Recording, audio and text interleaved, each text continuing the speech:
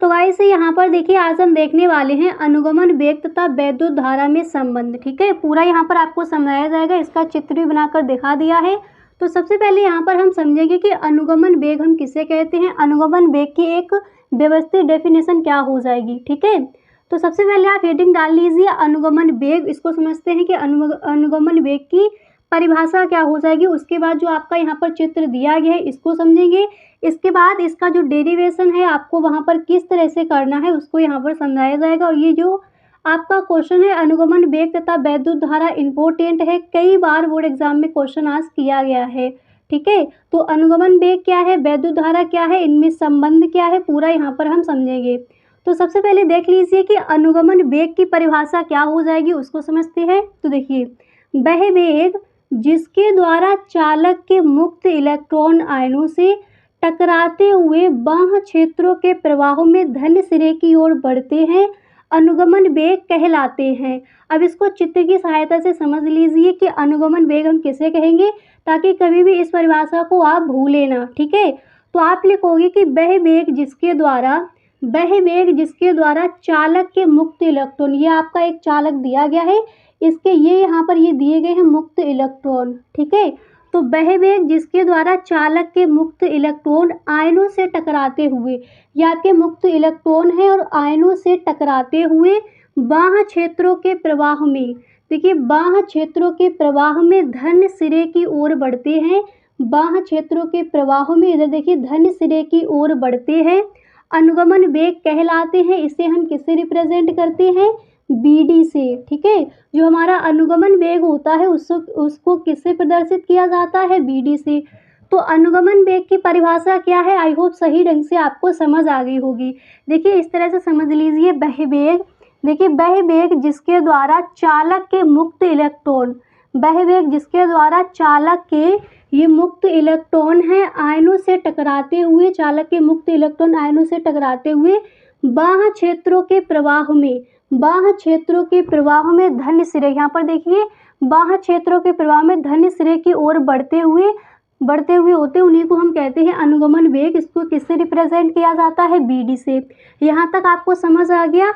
अब इसके बाद देखिए आपको इस तरह से थोड़ी इसकी आपको हिंदी भी लिखनी है, उसके बाद जो इसका डेरिवेशन है उसको समझते हैं। क्लियर, तो आप लिखोगे कि माना एक चालक छड़, चित्र को देखिए, माना एक चालक छड़ P और Q है। ठीक है, तथा इसकी लंबाई, माना एक चालक छड़ PQ की लंबाई कितनी है, L है, तथा उसके अनुप्रस्थ काट, यहाँ पर लिख लीजिए इसकी लंबाई L तथा उसके अनुप्रस्थ काट का क्षेत्रफल कितना है, A, तथा किसी तार में प्रवाहित धारा I, कोई तार है इसमें कौन सी धारा प्रवाहित हो रही है, I। ठीक है, और अनुगमन वेग BD है तथा तार के परिच्छेद से Q आवेश T सेकंड में गुजरते हैं, तब चालक में प्रवाहित धारा क्या हो जाएगी, I बराबर Q/T। ठीक है, पहले आपको इस तरह से लिखना है, एक बार दोबारा से समझ लीजिए। आप इनमें इस तरह से लिखोगे, माना एक चालक छड़ PQ है, यहाँ पर आप देख सकते हो, माना एक चालक छड़ P और Q है। ठीक है, इसके बाद आप लिखोगे तथा उसके अनुप्रस्थ काट का क्षेत्रफल कितना है, A, तथा किसी तार में प्रवाहित धारा I और अनुगमन वेग BD है तथा तार के परिच्छेद से Q आवेश T सेकंड में गुजरते हैं, तब चालक में प्रवाहित धारा क्या हो जाएगी, I बराबर Q/T। इसको हम कह देंगे इक्वेशन नंबर 1। ठीक है, अब इसके बाद यहाँ पर आप इस तरह से लिखोगे कि आयतन में मुक्त इलेक्ट्रॉनों की संख्या n। अब इसके बाद देखिए आपने यहाँ पर देख लिया, ये लाइन आपको लिखनी है, तो n बराबर हमारा कितना हो जाएगा, NaBD। ठीक है, इसके बाद आप लिखोगे कि T सेकंड में, यहाँ पर देखिए T सेकंड में तार के क्षेत्रफल में से गुजरने वाले यानी इलेक्ट्रॉन की संख्या कितनी हो जाएगी, NaBDT। ठीक है, तो n बराबर हमारा यहाँ पर कितना हो जाएगा। ठीक है, देखिए आयतन में मुक्त इलेक्ट्रॉनों की संख्या बराबर n, एक सेकंड में तार के क्षेत्रफल में से गुजरने वाले इलेक्ट्रॉन की संख्या n बराबर NaBD। ठीक है, और NaBD है यहाँ पर हमने समझ लिया, तो T सेकंड में तार के क्षेत्रफल में से गुजरने वाले इलेक्ट्रॉनों की संख्या कितनी हो जाएगी, NaBDT। ठीक है, तो n बराबर अगर हम निकालेंगे तो कितना हो जाएगा, NaBD dt। तो इसको हम कह देंगे इक्वेशन नंबर 2। और इक्वेशन नंबर 1 कितना दिया गया है, I बराबर Q/T। ठीक है, अब इसके बाद यहाँ पर आप इस तरह से लिखोगे कि यदि इलेक्ट्रॉन का आवेश E है, यदि इलेक्ट्रॉन का आवेश E है तब Q बराबर कितना हो जाएगा, Q बराबर हो जाएगा Ne बराबर NaBD BDT। इसको हम कह देंगे इक्वेशन नंबर 3। ठीक है, अगर कहीं पर भी कोई भी चीज़ आपको समझ नहीं आती है तो guys please tell me in the comment box, आप हमें कमेंट बॉक्स में ज़रूर बताएं। क्लियर। इसके बाद यहाँ पर आप लिखोगे कि समीकरण 3 में Q का मान समीकरण 1 में रखने पर। अब समीकरण 1 कितना दिया गया है, I बराबर Q/T। और यहाँ पर कहा गया है कि समीकरण 3 में समीकरण 3 हमारा कितना है, समीकरण 3 दिया गया है NaBD TE। ठीक है, तो समीकरण 3 में Q का मान समीकरण 1 में रखने पर रख दीजिए।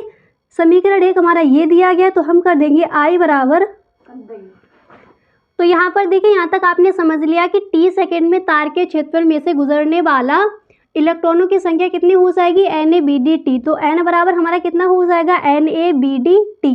यदि इलेक्ट्रॉन का आवेश E है तब Q बराबर कितना आ जाएगा, Ne बराबर NaBD T। इसको हमने कह दिया समीकरण नंबर 3। अब यहाँ पर समीकरण 3 में Q का मान समीकरण 1 में रखने पर, ठीक है, तो समीकरण 3 हमारा ये दिया गया है और Q का मान समीकरण 1 में रखना है। तो समीकरण 1 हमारा कितना दिया गया है, I बराबर Q/T दिया गया है। ठीक है, तो हमने यहाँ पर कर दिया I बराबर। क्लियर। अब यहाँ पर देखिए Q का मान कितना दिया गया, Q का मान समीकरण 1 में रखना है। तो Q का मान हमारा यहाँ पर दिया गया है NaBD TE। तो हमने कर दिया NaBD TE और अपॉन में यहाँ पर क्या है, T दिया गया तो हमने कर दिया T। इस तरह से मान रख देंगे। अब यहाँ पर देखिए T से T हो जाएगा कैंसिल, तो I बराबर आ जाएगा NeABD। और इसके बाद यहाँ पर आपको लिखना है कि यही धारा तथा अनुगमन वेग में संबंध है। तो यहाँ तक आपको समझ आ गया। अब यहाँ पर एक चीज़ और समझ लीजिए, ये जो आपका निकल के आया है तो यहाँ पर ये n बराबर क्या दिया गया है, n आपका दिया गया है प्रति एकांक आयतन में इलेक्ट्रॉन की मात्रा, और BD हमें पता है क्या है, अनुगमन वेग है, A यहाँ पर हमारा क्षेत्रफल है और E क्या है, इलेक्ट्रॉन पर आवेश। ठीक है, तो इसको भी यहाँ पर आप समझते चलिए। तो यहाँ पर आप देख चुके हो कि अनुगमन वेग तथा वैद्युत धारा में क्या संबंध है। आई होप सही ढंग से एकदम अच्छे से आपको समझ आ गया होगा। अब इसके बाद नेक्स्ट पॉइंट आपको कौन सा तैयार करना है, नेक्स्ट टॉपिक कौन सा इंपॉर्टेंट है बोर्ड एग्जाम के लिए, उसको भी यहाँ पर देख लेते हैं। तो गाइस इस वीडियो में आप एंड तक बने रहे, वीडियो को आपको बिल्कुल भी स्किप नहीं करना है। ठीक है, तो अनुगमन वेग की परिभाषा क्या हो जाएगी, अनुगमन वेग तथा आपका दिया गया वैद्युत धारा में संबंध क्या है, उसको यहाँ पर आपने समझ लिया। पूरा टॉपिक आई होप अच्छे से आपको क्लियर हो गया होगा। और गाइस इस वीडियो को आप एक बार अगर आपको समझ नहीं आया है तो 2 बार देख लीजिए, सही ढंग से आपको समझ आ जाएगा कि अनुगमन वेग तथा वैद्युत धारा में क्या संबंध है। ठीक है, और इसका चित्र आपको किस तरह से बनाना है वो भी यहाँ पर आपने देख लिया है।